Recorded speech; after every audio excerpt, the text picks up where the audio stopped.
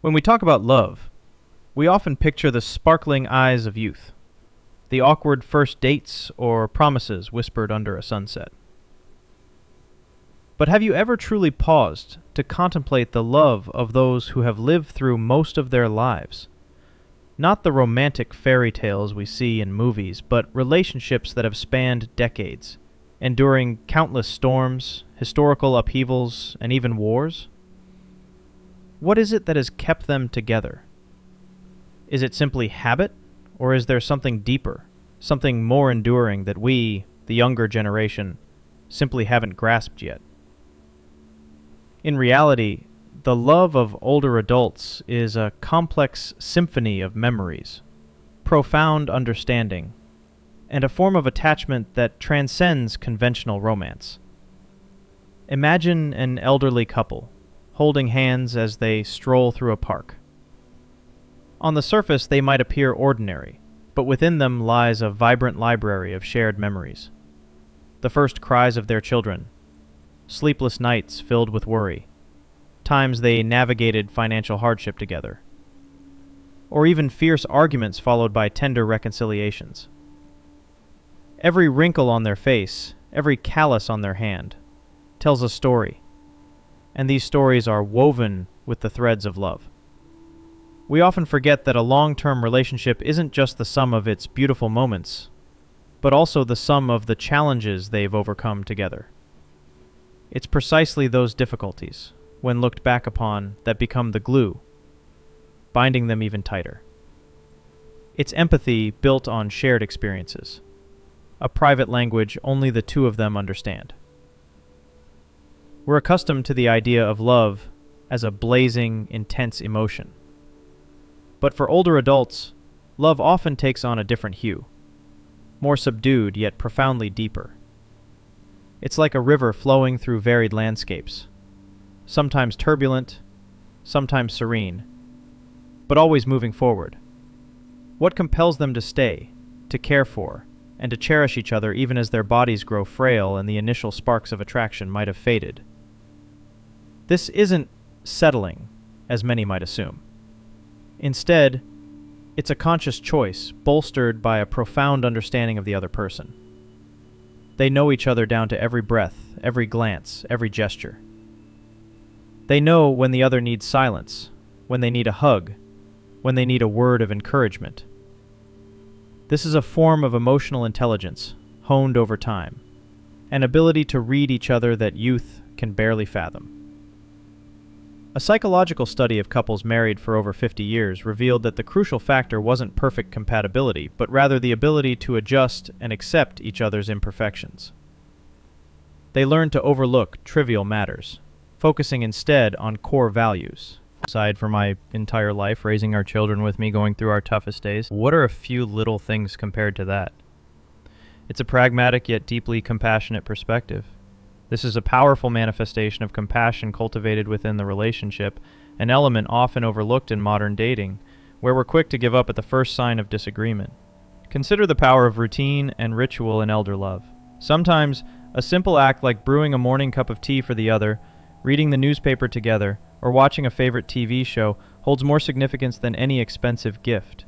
These rituals aren't just habits, they are emotional anchors reinforcing their bond and reminding both of the other's indispensable presence in their lives.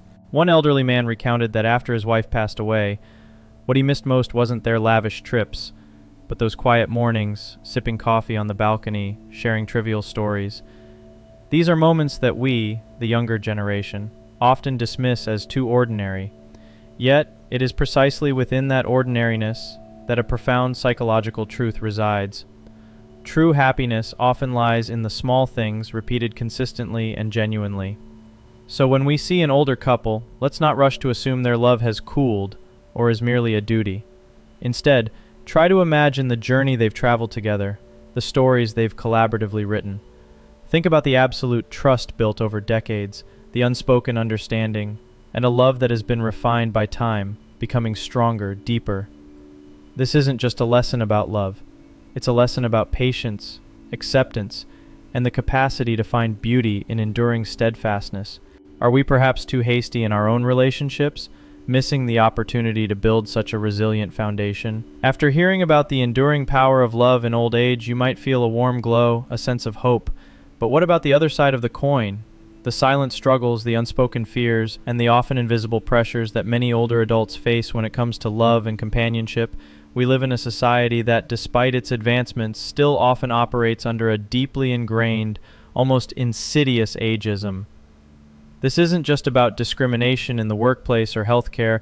It permeates how we view intimacy, desire, and even the fundamental right to connection in later life. Have you ever noticed how stories of young love are celebrated universally, while an older person seeking companionship, especially a new relationship after a loss, is sometimes met with discomfort, skepticism, or even a condescending, "That's sweet"? This subtle dismissal is a psychological burden. It implies that their capacity for deep emotion, for physical intimacy, or for vibrant new beginnings has somehow diminished with age. And this isn't just an external perception, it can be internalized.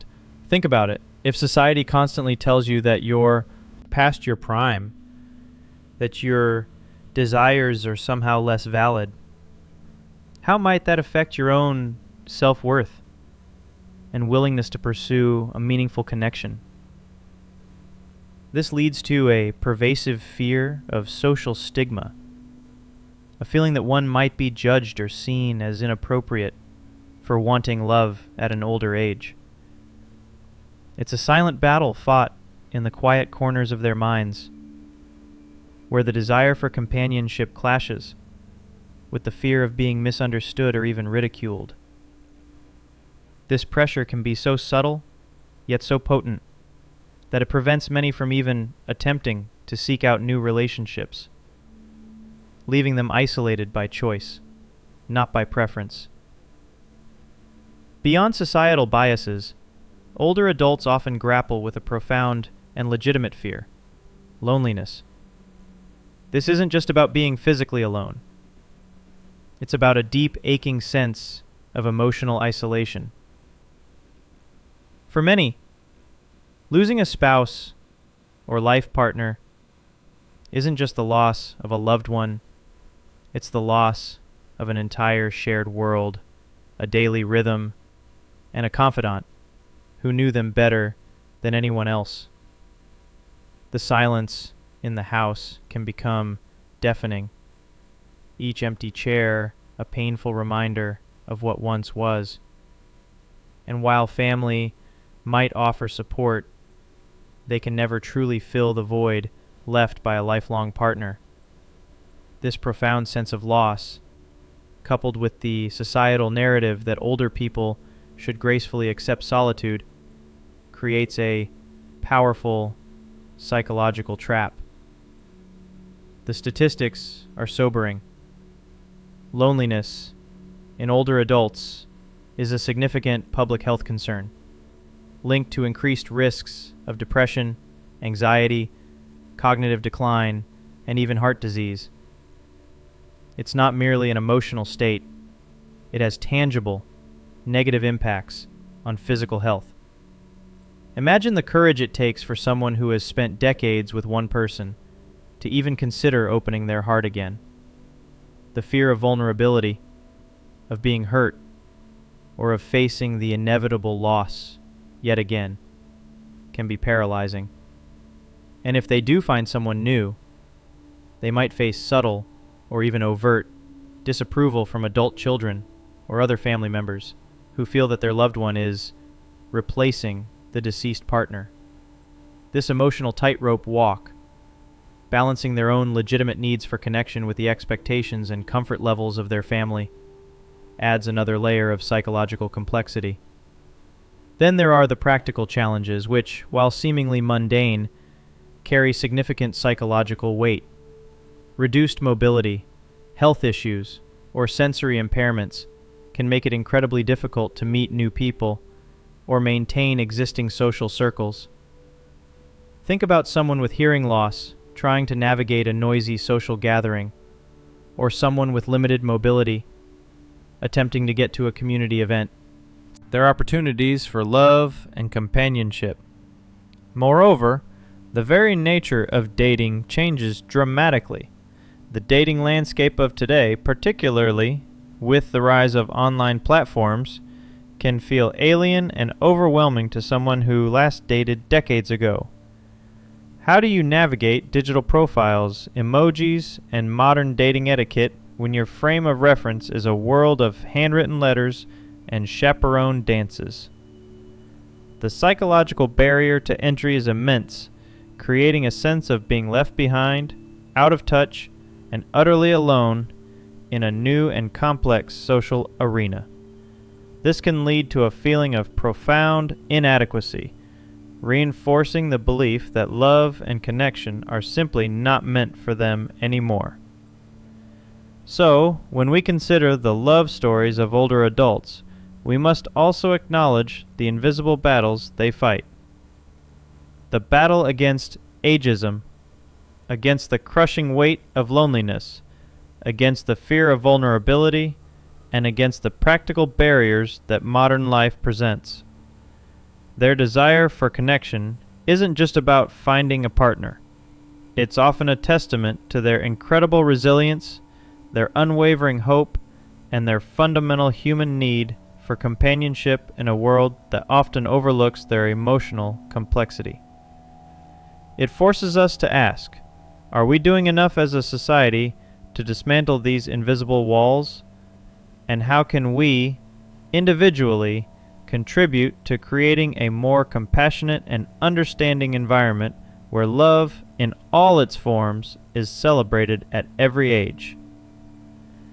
After exploring the silent struggles, it's crucial to shift our focus to the exhilarating, often unexpected joy that many older adults discover when they embark on new romantic journeys. Because despite the societal pressures and the lingering grief, the human spirit's capacity for connection and happiness is remarkably resilient. We've talked about the deep, intertwined love built over decades, but what about the courage it takes to open your heart again, perhaps after years of widowhood, or even after a divorce that happened in your golden years? This isn't just finding someone to grow old with, in a cliché sense.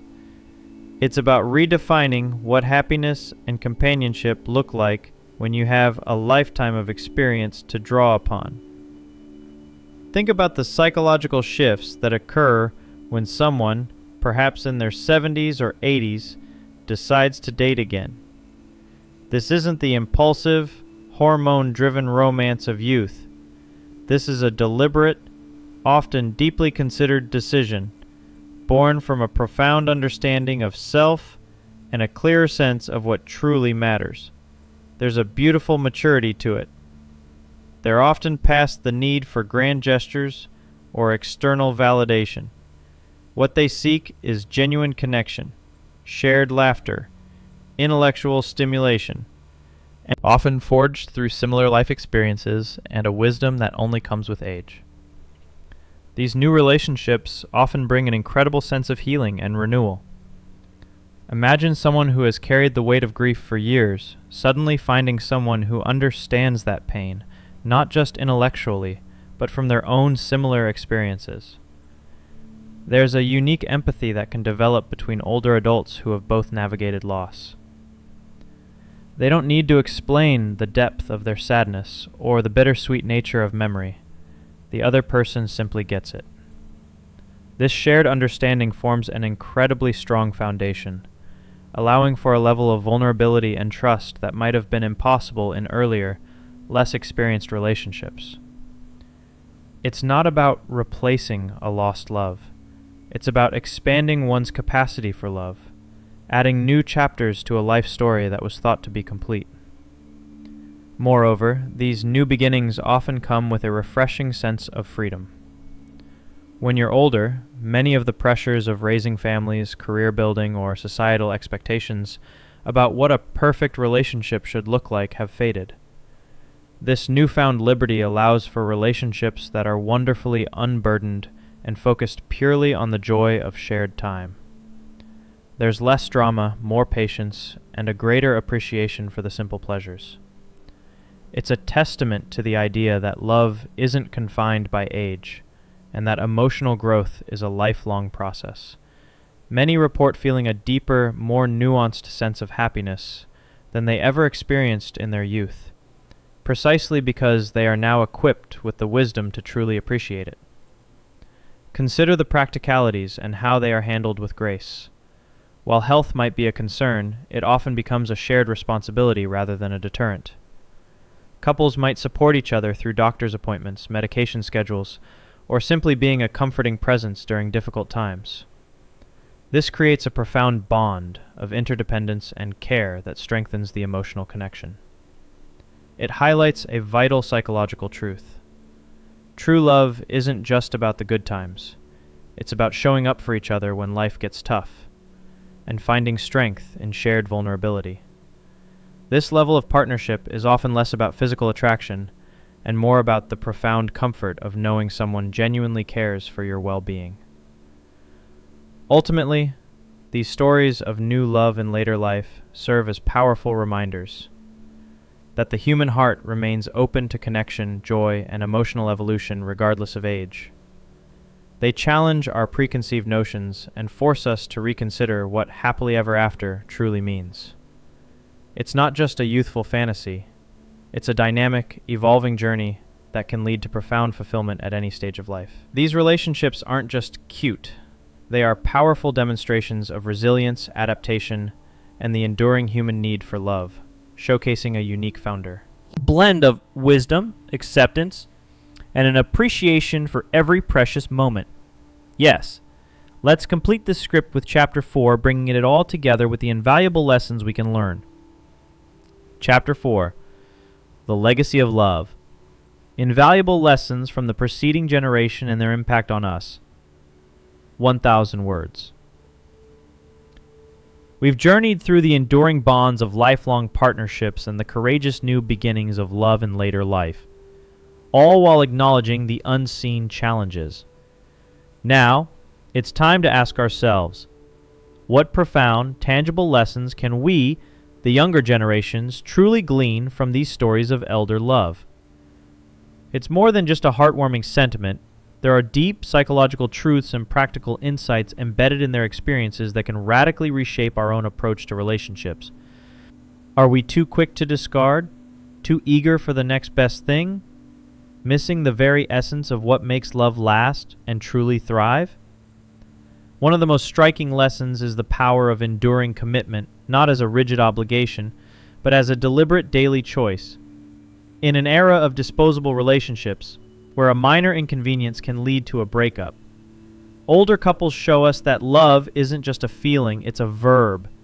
It's the consistent act of choosing your partner day after day through sickness and health, success and failure. This doesn't mean sacrificing your own well-being, but understanding that true intimacy deepens through shared challenges. Psychologically, this cultivates a profound sense of security and trust, a bedrock upon which an unshakable bond is built. Imagine the freedom that comes from knowing, deep down, that your partner will always be there, not just when things are easy, but especially when they're not. This security frees up mental and emotional energy that is often wasted on anxieties about the relationship's stability. Another crucial takeaway is the profound importance of radical acceptance and forgiveness. As we've seen, long-term relationships aren't perfect. They're messy, flawed, and filled with human imperfections.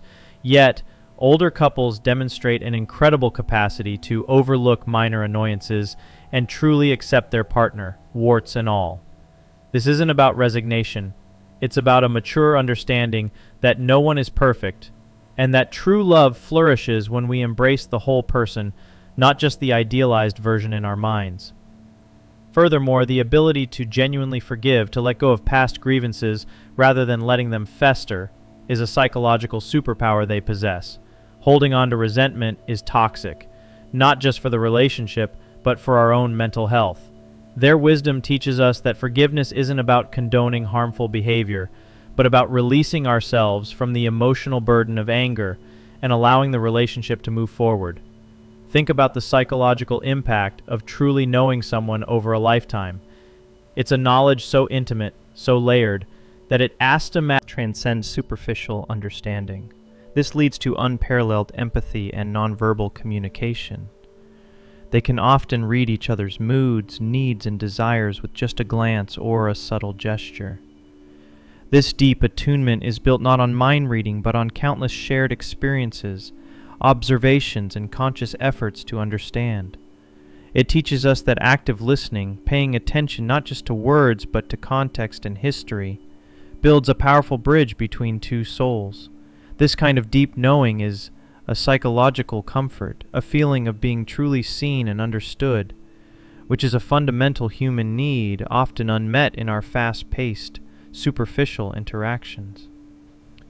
Finally, the stories of love in later life teach us about the evolving nature of happiness and joy. They show us that excitement isn't always about grand adventures. It can be found in the quiet moments, the shared routines, and the simple presence of another. They find joy in companionship, in supporting each other through daily life, and in the comfort of familiarity. This forces us to reevaluate our own pursuit of happiness. Are we constantly chasing external thrills, overlooking the profound satisfaction that comes from building something stable, deep, and meaningful with another person? Their lives illustrate that true contentment often lies in the cultivation of inner peace and shared tranquility, rather than a relentless pursuit of external stimulation. It's a powerful counter-narrative to the modern obsession with instant gratification, reminding us that the most rewarding experiences are often those that are patiently nurtured over time. So the next time you encounter an older couple, don't just see two people who have grown old together. See them as living libraries of wisdom, testaments to resilience, and profound examples of what love, in its most mature and enduring form, truly looks like. Their stories aren't just for them, they are a legacy, offering invaluable guidance on how to navigate the complexities of human connection, how to build something that lasts, and how to find deep, abiding happiness at every stage of life. What single lesson from their journey will you choose to apply to your own relationships, starting today?